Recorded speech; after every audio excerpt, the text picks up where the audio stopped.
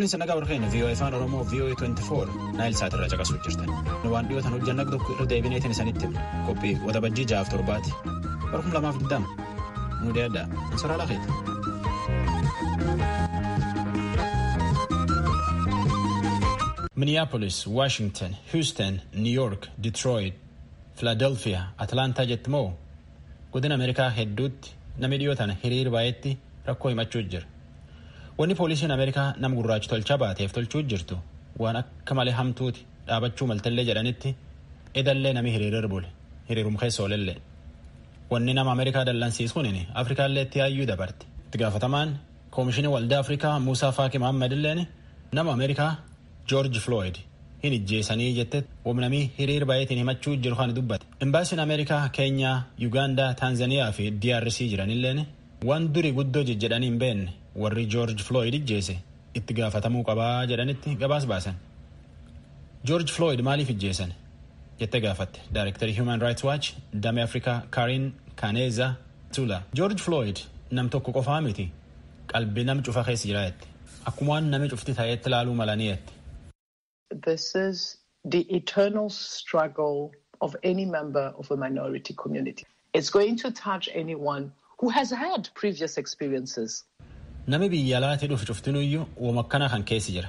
Nami waan akkana gargala akkana miidhaa rakkoo akkana keessa baay'eetiin dhufu cuftinuyyuu taninum beeka. Eessa akka dhufti?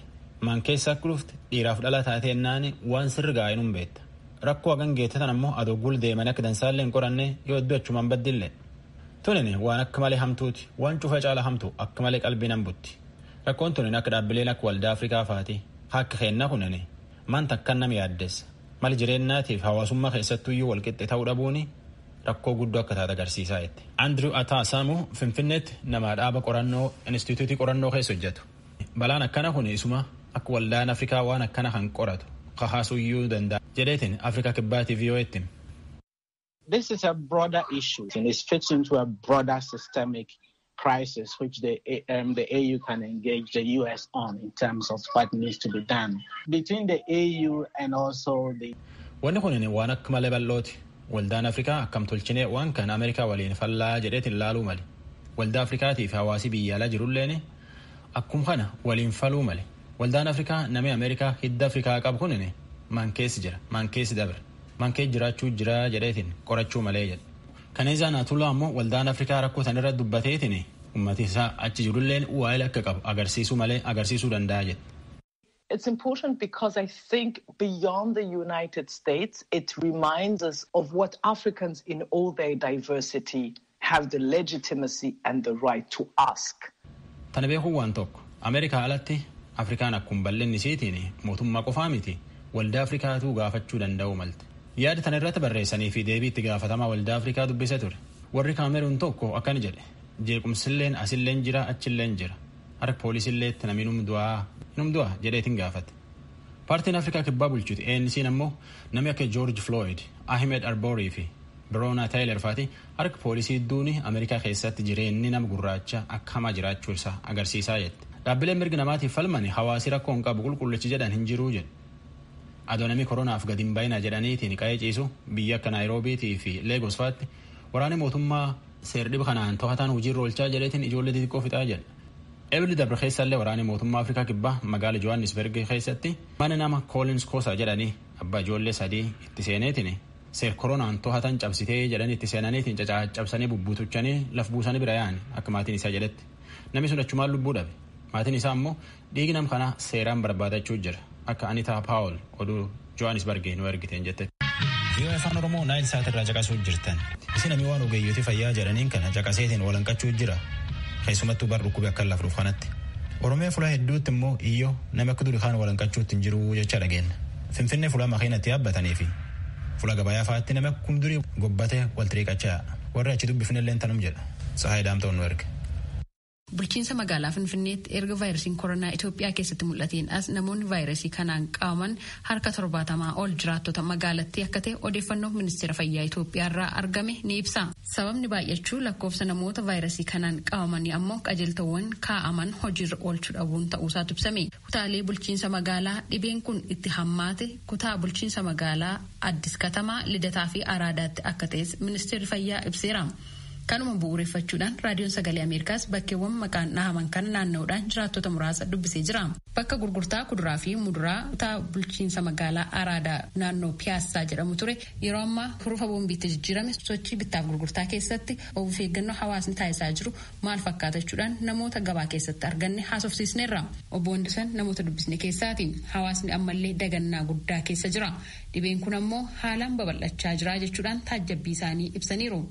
አትክልት ለቤት አስቤዛ ለመግዛት ኩድራፍ ሙድራ መነኮቲፍ ቢታቹን ዱፌ ኩኖ አመዩ ባይቱ ኑአፋ አኩመት ናኑፍቴ ላልት ነምኒ አጉጊ አፋኒ ፉኛኒ ጎደቴ ጅሩ ሙራሳ ነሙምቲ ጎደቴ ጅሩ አሞ ስርናሚቲ ከነኒ ፈየደሙ ናኖን ኩኒ አኩማ አገርቱ ኮሲዳን ጉተሜራ ኩልኩሊነን ሌን ቀቡ ገባኒ ስርኔን ቀቡ ነሙ ወልት ዱዴ ጅራ ከናፍ ዋይኑ ወኑ ነሞታ ያደሳዳ እንጅሩ ጀቹን ኒ ደንዳማ ወረረ ቫይረሲ ኮሮና ከናፍ qorichi jiru tokkoof tokko inni of eeggannoo cimsuudha. Fageenya eeggachuu, qulqullina eeggachuuf afaaniif funyaan keenya haguuggachuudha. Yoo hin taane garuu ofirrattis ta'e mootummaa irratti dhiibbaa guddaa fiduu danda'a. Amma akka miidiyaa garaagaraa irraa dhageenyutti Finfinnee keessatti babal'achaa jira. Kanaaf hawaasni dirqama of eeggannoo cimsuu qaba. Adde Salaamaawwiit sochii naannoo gabaatti taasisamaa jiru ammallee gahaa miti. Qaamoleen seera kabachiisan daldaltootaaf hubannoo kennuudhaan fageenya isaanii akka eeggatan irratti hojjechuu qabu. Keessumaayyuu haalli itti daldaltoonni taa'anii sirna bittaaf gurgurtaa raawwachaa jiran vaayirasii kanaaf haala isaan saaxilu jechuudhaan ibsaniiru. Haalli gabaa baay'ee kan nama gammachiisu miti. Haala amma ilaalaa jirruun akkuma argitan kana namni walitti dhiyaateeti. Of eeggannoonis hagas mara miti. Kanaaf hawaasni of eeggachuu qaba. Namni yoo of eeggate maatisaa eega. Namoota naannoo isaa jiraniif rifata. Kanaaf of eeggannoon kan jalqabu tokkoon namootarraati. Fakkeenyaaf haguuggii afaanii fi funyaanii namoonni godhatan jiru. Garuu walirraa fagaachuu isa jedhan irratti ammallee hojiirra oolle keessumaa gama mootummaatiin haala teessuma daldaltootaa sirreessuu fi fageenya isaanii akka eeggatan taasisuu irratti hojjechuun barbaachisaadha. Sababni isaas akka namni bakka tokkotti baay'atu kan taasise teessuma daldaltootaa kana jedheetan yaada. አቀማመጣቸው ልክ አይመስለኝም። በጣም የተቀራረበ ስለሆነ ህብረተሰቡ ለመገበያየት ትንሽ አዳጋች የሆነበት ይመስለኛል። Dargaggoo Saamu'eel kutaa magaalaa Liddataa keessatti jiraataadha. Kophee qulqulleessuudhaan jireenya isaa gaggeessa. Lakkoofsi namoota vaayirasii koronaadhaan qabamanii haalaan dabaluun sababni guddaa kan ta'eef dagannaa fi maalla dhibdeedha jechuun ibse. ስለ ኮሮና ሁሉም ሰው አንዳንዴ ጥንቃቄ ያደርጋል፣ አንዳንዴ ደግሞ ጥንቃቄም ይጎላል። waa'ee kooroonaa irratti namni hunduu yeroo tokko of eeggannoo ni taasisa, yeroo tokko ammoo ni dagata. Namoonni qoosanis jiru. Garuu dhibeen kun hamaadha, kan itti qoosan miti. Fakkeenyaaf ani saanitaayizarii kiisii koottan baadhee deemu. Erga nama waliin tuttuqqii taasiseen booda nan fayyadama. Qulqullina koo baay'een eeggadha. Amma akka naannawaa Lidataatti yeroo tajaajila geejjibaa fayyadaman walirraa hiikuun hin mul'atu. Bakka hundatti of eeggannoo taasisuun dirqama. Ani kopheen namaaf qulqulleessa. Yeroon qulqulleessu fageenya koo eeggadheeni. Yeroon maallaqa fudhus akkasuma.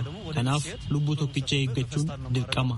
ከዛ በኋላ እቀባለሁ። የምጠቀመው ገንዘብ ለብቻ ነው ማድረገው። የራስን ከሰው ጋር ያልተነካካ ከባንክ ያወጣሁት የራሴ ገንዘብ አለ፣ እሱን እጠቀማለሁ። ይሄኛውን በፌስታል ነው ማድረገው። እሱን አስቀምጬ ደግሞ እጠቀማለሁ ማለት ነው በስነ ስርዓት። Magaalaa Finfinnee keessatti ammallee bakkeewwan tajaajila geejjibaa fi gabaatti namoonni fageenya isaanii eeggachuu irratti hanqina guddaatu mul'ata. Haguuggii afaanii fi funyaanii sirnaan godhachuun hin mul'atu. Bakki gabaa ammoo qulqullina hin qabu. Dhibee kanaaf daran nama saaxiluu danda'a jechuudhaan ibsaniiru namoonni raadiyoon sagalee Ameerikaa haasofsiise. Osoo fageenya hin eeggatiin afaanii fi funyaan qofaa haguuggachuun qofaan vaayirasii koronaa ittisa odeeffannoon jedhu hin jiru jechuun ministeerri fayyaa Itoophiyaa Dr. Liyaa Taaddasee dubbachuun isaanii ni yaadatama. Dabalataan tibbana koreen ministeerotaa dhimma ittisa weerara COVID-19 irratti hojjetu haala qabatamaa biyyattiitti mul'achaa jiru irratti mari'ateera. Keessumaa magaalaa Finfinnee kutaalee bulchiinsa magaalaa Addis Katamaa, Araadaa fi Lidataatti tatamsa'inni dhibee kanaa waan hammaateef qajeelfamoonni labsii hatattamaatiin jiran hojiitti hiikamuu qabu jechuun waliigaluu isaanii ministeerri nageenyaa Aadde Mufriyaat Kamiil ibsuun isaanii ni yaadatama. Gabaasa raadiyoo sagalee Ameerikaatiif Tsahaay Daamtoo Finfinneerraa. Vaayirasiin koronaa kan Finfinneetti nama hedduu irratti arguu jiran kun godina addaa Finfinneetti dhiyaataniif soda guddaa akka gabaas biiroo fayyaa Oromiyaatti. Namni buraayyuu sabbataa dubbifnellee tanum jedha. Muktaar Jamaaliin nu erge. Magaala Finfinnee keessatti namoonni vaayirasii koronaatiin qabaman heddummachaa dhufuu isaatiin wal qabatee godinni addaa naannawa Finfinnee saaxilamummaansaa akkaan sadarkaa sodaachisaarra gaheetiin jira jedha biiroon fayyaa Oromiyaa. Biiroo fayyaa Oromiyaatti daayirektareetii hoggansa balaa fayyaa tasaa hawaasaatii fi qorannoo fayyaa obbo Gammachuu Shuumii kan isaan raadiyoo sagalee Ameerikaatitti himan. Magaalonni keenya keessattuu kan naannawa Finfinneetti argamanii fi godinni addaa dabalu. Saaxilamuu godhachuu dandeenya. Kanaaf kana qilleensa godhachuudhaan yeroo ammaa kan akka biyya Oromiyaatti hojiilee adda addaa keessattuu magaalota naannoo Finfinnee fi godina addaa dabalatee xiyyeeffannoodhaan hojii adda addaa hojjechaa kan jiru ta'uu keenya. Jiraataa magaalaa Sabbataa kan ta'an obbo Fayyisaalleen rakkoonsaa caalmattiyyuu dachaa daraboodha jedhu. Amma Finfinnee fi Sabbanni wal cinaadha. Afaan funyaanii Finfinneedha Sabbata dhufuu inni hojjechuu hin dandeenyu hin dhufaa namni wal keessa oodha. Baay'ee ulfaataadha. Namni amma waan hubannoo mootummaan kenne fudhatee yoo hojiirra oolche malee akkaataa ammaa kanaan baay'ee babal'ata dhukkubichi kun yoo akkaataa kanaan itti fufe. Kanaaf akkaataa qajeelfama ba'een yookaan hubannoo kennameen akkaataa hubannoo fudhatasanii hojiirra oolchuun barbaachisaadha. Akkamiin faluudha deemaa jirtan maal gootan akka dhuunfaatti mootummaa maal akka godhu hoo gaafattan? Nuyi ammaan akka kootti akka dhuunfaatti akkanii beekus ta'ee ofii kootiin fakkeenyaaf amma yeroo hojiin deemu namarraa fagaata. Alkoolii fayyadamuun saanitaayizarii fayyadamuun barbaachisaadha. Maaksii yookaan afaan uffannu godhachuun barbaachisaadha. Namarraa siqee barbaachisaadha. Isa kana gochuudhaaf amma ta'e ofirraa xiqqeessuu hin danda'amu. Mootummaarraa ammoo hubannoo yeroo garaagaraa irra deddeebi'amee nuffii tokko kennuun barbaachisaadha. Hubannaa uummatatti gabbu'anii uummata immoo akka hin daganne gochuun barbaachisaadha. Magaalli gara biraa balaan weerara vaayirasii koronaa irratti saaxilameetiin jedhe magaalli Burraayyuullee taanaaniin sodaa hamaa keessa jiraachuu isaaniiti. Namni raadiyoon sagalee Ameerikaa dubbise kan inni ibsu. Uummanni Burraayyuu walakkaa jechuun danda'ama. Finfinnee oolee bakka adda addaatii dalagaa oolee gala. Kanaaf carraan inni uummata Finfinnee faana walitti bu'ee dhukkuba kana daddabarsuu fudhachuus dabarsuus danda'u baay'ee bal'aadha. Kanaaf yaaddoon amma hawaasa keessa jiru ol ka'aa ta'uyyuu haalli of eeggannaa haalli hubannaa namaa ammallee gadaana waan ta'eef haalli Burraayyuu jiru baay'ee sodaachisaadha. Egaan baay'ee akka kootti waa lama nu badhaa tokkoffaa ikoonoomikaalii namoonni keessumaa Burraayyuu jiran parsantii guddaan hojii guyyaatti dalaganii warra bulanidha.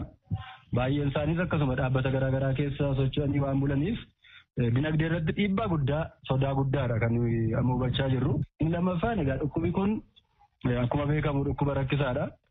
Sanyiin filatuu umuriin filatuu kanaaf balaa kanaaf saaxilamuun dhukkubni kun babal'achuun keessumaa akka Burraayyuutti yoo ilaalte heddumina namaatiin haala of eeggannaa amma jiruutiin baay'ee sodaa guddaa keessa jira dhugumatti. Saaxilamummaa godinni addaa naannoo Finfinnee vaayirasii koronaatiif qabu kana ittisuudhaa fi hubannaa hawaasaa yeroodhaan cimsuudhaaf ministeera fayyaatii fi bulchiinsa magaalaa Finfinnee waliin ta'uudhaan qindoominaan hojiilee bal'aatu hojjetamaatiin jiraan dubbatu obbo Gammachuun adeemsuma kanaan namoota faana dhahanii manaa manatti sakatta'uudhaa fi qorannaa laaboraatoorii taasisuu bal'inaan hojiilee irratti hojjetamuudhaaf xiyyeeffatame keessaa tokko ta'uu dubbatan obbo Gammachuu Shuumii. Sakatta'insi gaggeessaa kan jiru ta'uu keenya sadaffaanis hojii faana dha'iinsaas hojii namoota koontaakt tireesingii kan jennu yookiin namoota dhukkubsataa hojii walitti dhufeenya qaban agreesiivii jechuudha. Bifa bal'ina qabuun adda baasaa namoota san qoran. Iddoo turmaata tursuu qabu haala kanaan tursaa kan saamuda irraa fudhachaa kan sakatta'insa calallee adda addaa qorannoo adda addaa irratti gaggeessu haala kanaan hojjechaa kan jiru ta'u Amma keessattiyyuu sakatteenyisa manaa akka godina addaatti taasifne jettan kanaan namoota hangam bira dhaqqabuudhaaf karoorfatan. Keessattuu godina addaa baay'ee saaxilamoodha jedhamaa jiru kana nama meeqa dhaqqabdu yookaan immoo guyyaatti maatii meeqa dhaqqabdanii ooltu? Garee adda addaatu jira. Garee yoo xiqqaate abbaa warraa 150 hanga 80 yoo baay'atan gahuu qaba kan jedhu karoorfannee deemaa kan jiru garee adda addaatu jira. Garee adda lakkoofsan isaa amma ibsuu baannu garee adda addaatu jira. Kanaaf averejli gareen tokko qabaachuu danda'a. Kanaaf haala kanaan guyyaa muraasa keessatti manoota hedduu keessatti naannoo Finfinnee marsan kana waliin geenyee karoorfannee jechuudha. Obbo Gammachuu Shumii raadiyoo sagalee Ameerikaatiif akka himanitti gareeleen ekstenshinii fayyaa ogeessotaa fi qaamolee gama biraallee wal keessatti dabaleetiniin hundaa'e gandaa gandatti deemaniitiniin hawaasaa fi bakkeelee saaxilamummaan isaanii mirkanaa'e irratti sakatta'iinsa jabaa kan taasisan ta'uu dubbatamee jira. Vaayirasiin koronaa kun nama hedduu yaaddesseetiin dhukkuba mataatti buuse. Namni hagi tokko falaayyuu intarneetii irra barbaadachuu jira. Diyaanaa Mishelitti oduutan nu erge jaalannee nutti. Weerarri dhukkuba COVID-19 namni dhukkubsate akka durii doktara ofii bira dhaquudhaan gorsa yookaan wal'aansa argachuu kan dhorke yoo ta'u, kanneen haala uumame kanaan hojii dhaabuudhaan akkasumas waan adda addaan yookaan sodaan mudate gama marsariitiin akka gargaarsa argatan dirqisiisee jira. Winnie Wong waa'ee kanaa yeroo dubbattu. I think like 30 of us and the head of the agency let everybody go. Ana dabalatee gara namoota 30 akka taanu karaa gama Zoom jedhamuun akka wal geenyu ta'ee booda hoogganaan dhaabbata keenyaa waajirri kun waan cufameef jecha hundi keessan deemaa nuun jedhe hojiirraa ari'amnee jechuudha. Kun egaa waan akkaan sammuu namaa dararu ta'e hojiin hin jiru taanaan attam ta'uu jette. Jaakob Maak immoo magaalaa Minneapolis keessatti itti aanaa bulchaa waajjira tokko ta'uun hojjeta. I was kind of like, I think I might need to see someone based on my anxiety level. Sadarkaa sodaa fi yaaddoon na qabate ogeessa wal'aansa fayyaa bira dhaquun akka narra jiru na hubachiise. Akka koo durii of to'achuun dadhabe humna koo ol natti ta'ee jedhe. Ga'eessota United States keessa jiraatan kanneen walakkaa ta'an yaaddoo fi muddamiinsa keessa ka jiran ta'uun gabaafamee jira. Sababiinsaas waa'een weerara vaayirasii koronaa kun fayyaa sammuu isaanii irratti dhiibbaa godhee jira jedha. Qorannaan dhiyeenya kana dhaabbata Kaiser Family Foundation jedhamuun gaggeeffame. Jaarmiyaa kana keessatti ogeettii wal'aansa dhukkuba sammuu ka ta'an Kaaraa Shimit akka jedhanitti. Social isolation, loneliness, all of that is deeply connected to poor mental health outcomes. And the hardest hit are going to be folks like older adults. Hawaasarraa adda ba'uu, qofaa ta'uu, kun hundumtuu fayyaa sammuu miidha. Kun keessumaa ga'eessota qobaa jiraatan irratti ijoolleef dargaggoota akkasumas weerara koronaa kana kallattiin kanneen dura dhaabbataa jiran ogeessota fayyaas ni miidhaa jedhaniiru. Kanaaf namoonni wal'aansa sammuu barbaadan lakkoofsi isaanii dabalaa yeroo adeemu. Hojjetoonni tajaajila eegumsa fayyaa gama viidiyoo fi teeknooloojii ammayyaa adda addaa gargaaramuun dhukkubsataa waliin wal ilaalaa koompiyuutara, taabileetii, bilbiloota ismaartifoon jedhamanii irratti gargaaruuf hojjetaa jiru jedhan Shimet. Waan silaa dhukkubsataa waliin qaamaan wal arginee qorataa turre hundasaa gama viidiyoo fi kanneen biroon dhukkubsataa gargaaraa jirra. Garuu nutti heddummaata. Waa'ee akkasii irratti kan hojjettu Juulii Kiwutlii akka jettuutti ijoolleen yaadda'uuf sodaarraa kan ka'e dhukkubsatan mala warra ga'eessotaa kanaan gargaaramne ilaalaa jirraa wal'aanuuf jedhu. Connection is what makes us human and it's what creates our lives. Walii keenya gidduu walitti hidhata yookaan quunnamtii qabaachuun keenya dhala namaa ta'uu keenya agarsiisa. Kunis hedduu gargaara. Jireenya gaggeessuuf nu gargaara. Kun jireenya keenya kan manaan alattis hojiirra ooluu qaba jedhan. Hiriyyootaa fi hawaasa akkasumas manneen barnootaaf lafa hojii firoottan keenya gidduuttis hariiroon ture gadi bu'aa deemeeraa jedhan. Wong ega hojii ishee dhabdee booda marsariitii bifa adda addaan qophaa'e irratti gargaarsa wal'aansa fayyaa kan argataa turte ta'us maaliif qaamaanii ammaan booda doktora bira dhaquun akka narra jiru naan galuu jetteetti. Waggootii xiqqoo dura hakiima koo wajjin gama meeshaa ammayyaatiin wal quunnamuun gargaarameen beeku qaamaan argamee mari'achuun fedha. Amma garuu ergan kana argee booda hakiima kana bira dhaqee arguun kan barbaachisu natti hin fakkaatu jette. Jaakob Maak Minneapolis irraa akka jedhutti immoo wal'aansa fayyaaf jecha namni gama marsariitiin argaa jiru sun nama gaarii turte. Haala ammaa kana keessatti na gargaaruuf waa hedduu gooteettii jedheera. Jaak Maak gorsa kenneen guyyaa guyyaatti sochii qaamaa yookaan ispoortii hojjechuu, sabaa himaa dhaggeeffachuu hanqisuu yookaan daangessuu, nama waliin bilbilaan dubbachuun ni gargaaraa jedha. Namni hundumtuu marsariitii qabaachuun danda'u yookaan bilbila ittiin namaaf bilbilee dubbatus hin qaban. Keessumaa kanneen umrii dheeraa yookaan dullooman jedhan. Vii'oo Afaan Oromoo Naayil Saatiif meetirbaandii irraa caqasuu jirtan. Dhukkubi cubbuu yaayyuu laaf qabate of eeggannuuf waaqa qofatti nan baasaa jedhan. Abbaaf intalti biraaf baadiyyaa keessa yaaneetiin waan koronaa kan nama barbaarsiisuu jirra sirbaan namatti himuu jirraa jedhan. Sirba irra caqafne achiin duubatti waan wal gaafanne dachaan.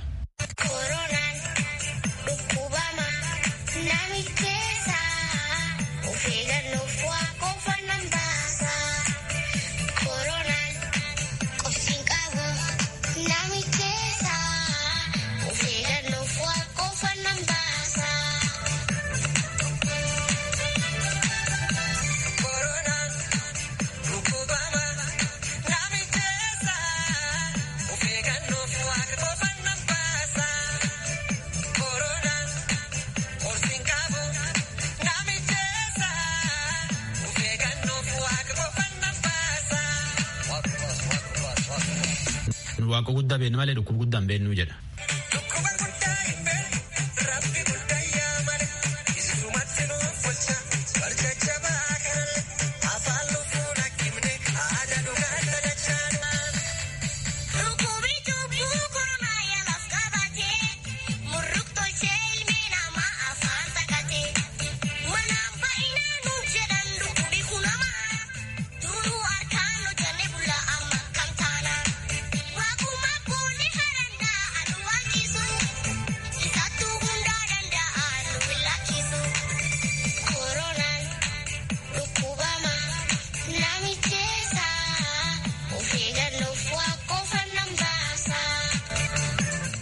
Akkan jedhani sirban Abduu Bu'aa Gootiif Elema Abduuba Elemaan intalganna sagalee jira. Tasatii baratte Abduubi ammoo nama istuudiyoo mataa ofii qabu nama muuziqaa sirba hedduullee lafa qabu jedha. Dhaloota galchanii sirbi jala qabee ijoollee xiyyaanii jeqee naannoyyuu bishaan zakeen bishaan dhagan kan qabsaatti waraaban kan faayidaan isaa maan inni maan inni nam qarqaaraa inni waan kanirra barreessaa barcuu maan irtaan kun maan inni nam qarqaarti inni waan kanirra barreessaa inni duubarri waan kanirra walaloo barreessaa warri walaloo barreessu waan barreessaa sun muuziqaa deebisaa jedhaman jireenya kee keessaa mukti faayidamaan ni qaba gaafadhee warri faayidaa waan kaan hojja warri barreessu ni waan barreessaa sun muuziqaa deebisaa jedhan akkasiin barsiisaa ture amma akkasii namni isiillee barreessa. Kanaan Elemaan sirbiisiin sirbite hagam sirbite akkanaan.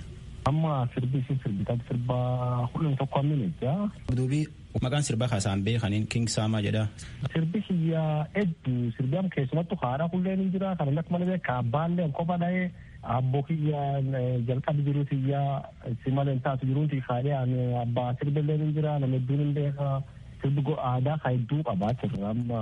Sirba gamsii dhiin baafattee qabda. Sirbi hambaa samsirbi 57 ija. Daalota iyyiin faarsanaa qaba fayyada. Daalota iyyiin faarsanaa qaba. Isintu waan faarsaniif qaba. Amma badhaasoo hin faarsanaa qaba. Waan faarsuun hedduu garaa qaba. Akkisiitiin himanaa qaba. Waan jedhuuf hedduu rakkoo qaba. Durii namni sirbi moo kama haaraa cufti hamuufi barreeffatte. Gamshanitti sirbi yoo qabee takka sirbi nama sirbi takkaayyuu haala dhalabdeeyyuu takka sirbi nama sirbi. Meeqira intaltan ta'eetti deebi'a. Elema. Baartuu. Baara. Barumsi akkam? Dessa. Yoo guddatte maan ta'uu feete eegitana? Wajja guddadhe. Pireezidentii. Kaeessa? Ka Itoophiyaa. Akkanaayyuu? Fedhii tanteetan malee fedhii sirbaa qabdaa jedhanii sirbitaa sirbi kan keekaa guddoo nami jaalatu keessa tokko vaayirasiin koronaa namijjeessa jettee haa sirbitee jira. Sirbi kana maangul sirbite waan akkamiin sirbite kana sirbin jaalataati? Koronaan biyya iddoo baasee lafaalee walitti qixeessee Addunyaallee cufuuf qixeesse kanaaf yaade herregee sirbee. Kiyyabe. Jettee? Elemaan intalganna sagalee dhukkuba malaaf dhufu dhageette maqaan koronaa jedhanii dhageette qorsaallee hin qabu jedhanii dhageette.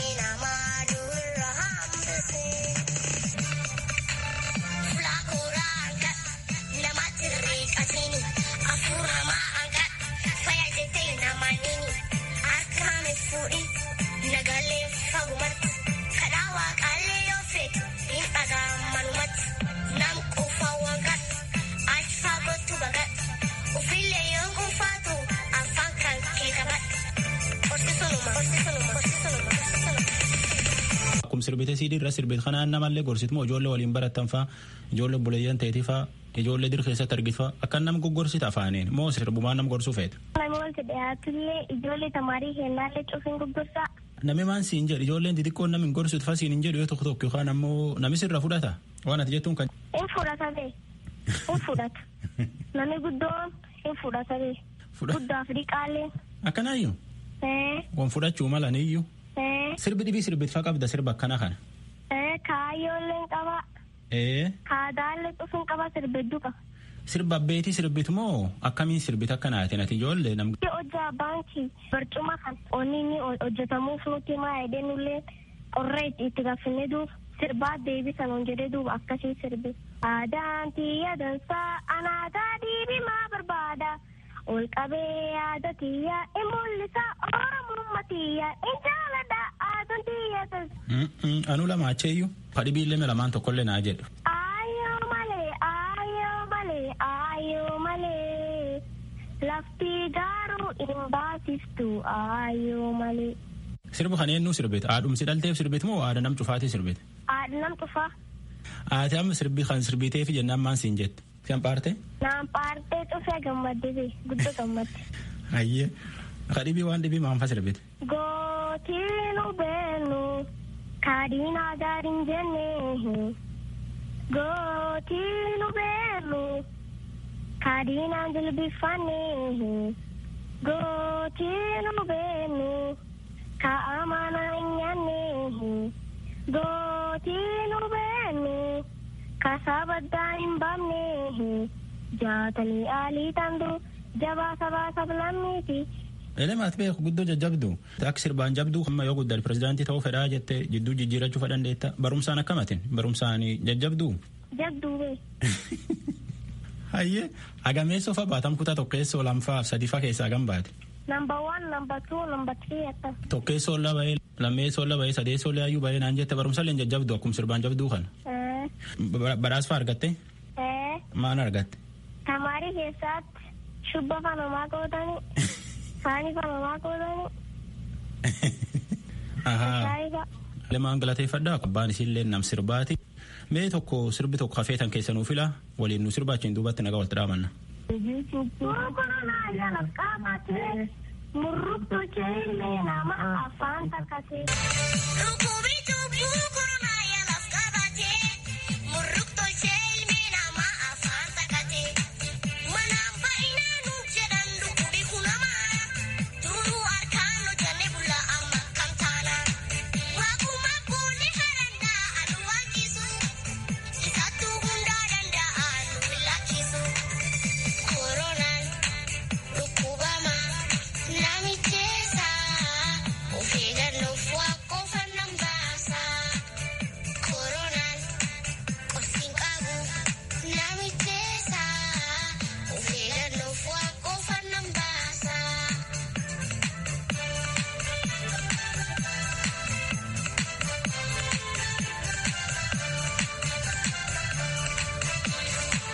What if